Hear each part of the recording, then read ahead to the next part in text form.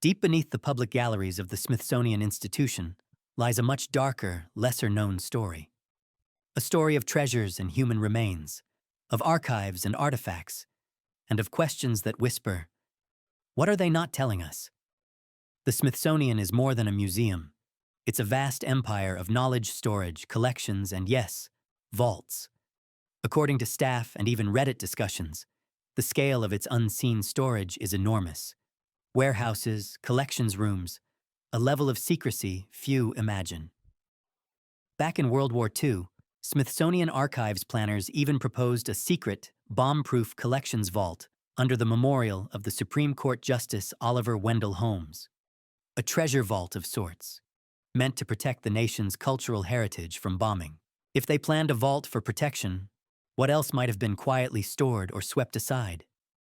Here's where it gets especially controversial. The federal law known as the Native American Graves Protection and Repatriation Act, NAGPRA, requires most U.S. museums that receive federal funds to return Native American human remains and sacred objects to tribes. But the Smithsonian is not subject to NAGPRA in the same way. Instead, it falls under the National Museum of the American Indian Act of 1989 and its 1996 amendment. As of 2023, reports indicate the Smithsonian holds more than 30,000 Native American human remains in storage at its collections. And while it has returned roughly 6,300 sets so far, at current pace, it could take decades to meaningfully clear the backlog. What isn't clear? The full inventory of what's still hidden. The full documentation of provenance. How many items remain unaffiliated or contested? And whether some remains will ever be repatriated.